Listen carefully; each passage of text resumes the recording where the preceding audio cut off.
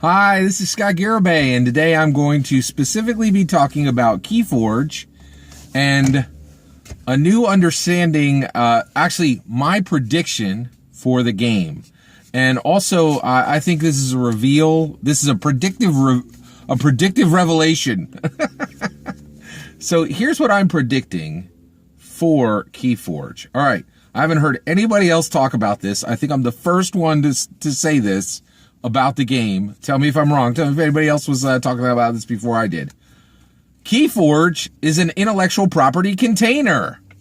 What do I mean by that? Okay, so I have been reading the Keyforge rules. Okay, now I wasn't at Gen Con, so I don't have any of the decks, and also I don't even think you could buy decks at Gen Con. I think they were specifically handed out to to a very small select group of media wonks, like people who are in the media, right? So, but you can download the Keyforge rulebook right now and read it. And when I read it immediately, so one of the things I previously said is I did not like the setting. I didn't like how science fiction was being mixed in with fantasy. But now I'm looking at it and I'm thinking, I think I know why, right? So get this. The setting for Keyforge is a world called Crucible. Crucible is an artificial world that hangs at the center of the universe. And it specifically says that the Archons have taken different people and different cultures from different areas and even, I think, even times, right? And kind of conglomerated them in the Crucible.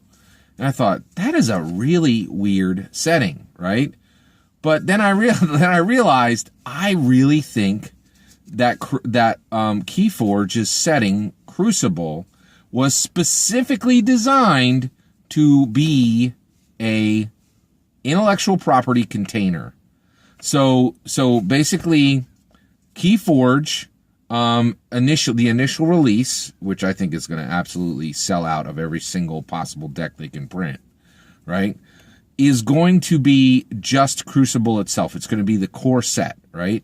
But I think sets after that could very well be from any intellectual property you could name. It could be Harry Potter, Transformers, Star Wars, Final Fantasy, Kingdom Hearts, Voltron, Knight Rider, Stranger Things, Marvel, DC, Lord of the Rings, Hunger Games, Disney Princesses, Miami Vice. Any and all of those would absolutely logically fit into Crucible, right? And I was thinking, and if you look at the design of Crucible, the setting for Keyforge, and the Archons themselves, the Archons even talked about having godlike abilities. Well, what can a god do? Well, they can take this character from this world and this artifact from this world and bring them together, right? Really, really interesting. So I think this is very wise to get the game off the ground first, right? To not expose to anyone that Keyforge is an intellectual property, property container. By the way, this is my supposition. I truly believe that Keyforge absolutely will be an intellectual property container, but Fantasy Flight Games has not announced that. So that's my prediction of what the game will do, right? And I think if you read the rules and you specifically look at the lore stuff, it's very, very clear that that's what it was designed to do. Also, if you look at Richard Garfield, and if you look at FFG, and if you look at the game design for Keyforge, the high-tech printing, the high code and the high math involved in the printing, right, you are going to see it has a lot of video game mechanics. And I think this is an overall trend in tabletop games where video game mechanics are being brought over to tabletop.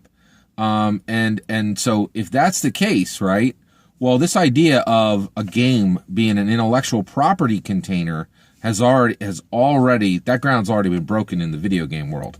Puzzles and Dragons, Clash of Clans, and Fortnite have all done exactly this. Made some super jank generic world that the lore is absolutely non-existent or nonsensical, right? So that you can logically put anything you want into it. And boy, does Crucible Keyforge's setting really look and smell like that, right? And I also, it's just really, really fascinating. I really, really think that that Crucible, the artificial planet hanging in the center of the universe, was specifically designed to make Keyforge an intellectual property container. The initial release will be the generic core game.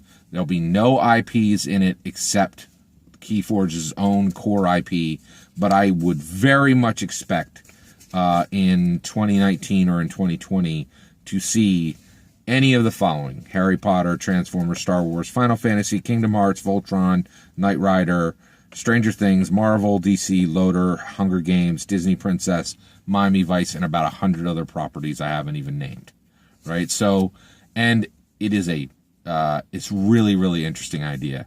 What do you guys think? Do you think I'm right or wrong? Thank you very much. Please consider liking and subscribing.